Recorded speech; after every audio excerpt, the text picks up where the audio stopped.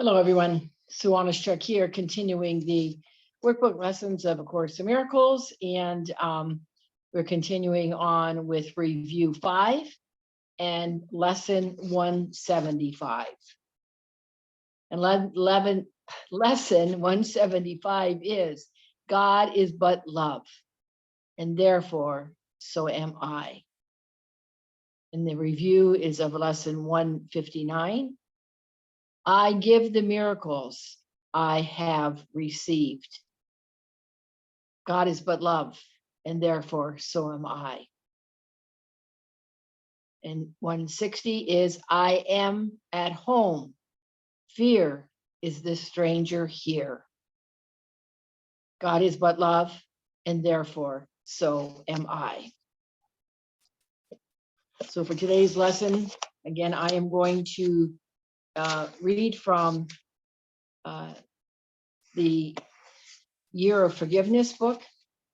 It is a channeled message by Louise Spalding, a channeled message from Jesus.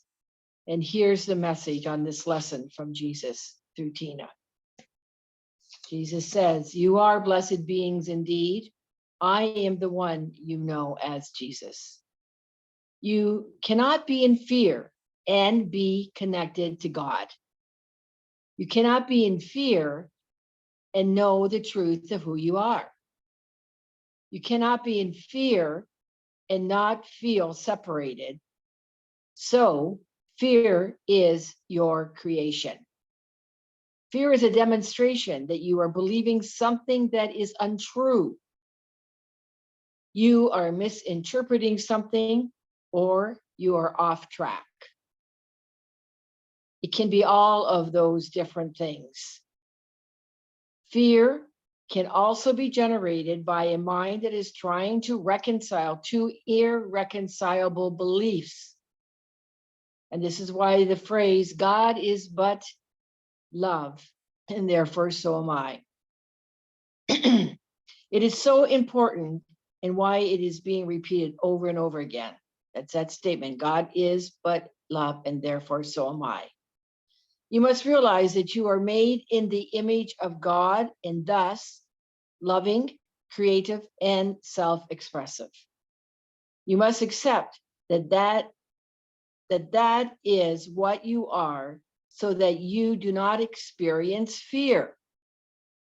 Anytime you experience fear, you have forgotten that you are made of love, from love, for love. You have attacked somebody, or you are judging something, or you're being awful to yourself, or treating yourself poorly. So you'll get that feedback. Remember, your guidance system will always give you a red flag if you have stepped away from love. It is a beautiful, simple system. So you do not have to over-intellectualize your practice. You do not have to memorize pages and pages of this text of the Course. What you need to do is to understand that anytime you step away from love, you will feel bad. And it is not God punishing you. God is loving.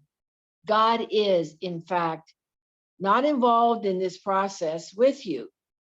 You are at home in God still. The illusory dream in which you find yourself is exactly that. It is a dream of separation and fear and death.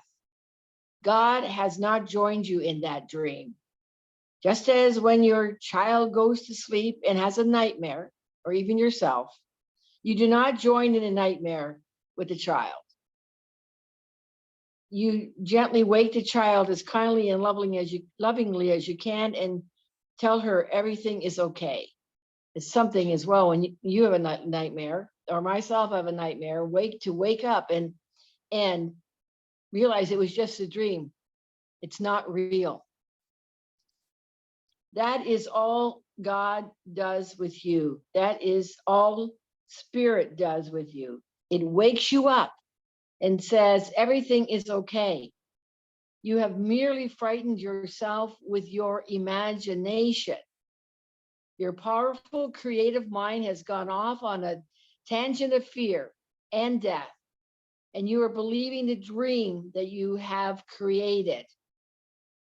You know that your experience is very real for you, and you are not dismissing your life and saying that you should not care. We are saying to trust in your guidance system. Trust that if you are feeling bad, you have done something unloving to yourself or something else.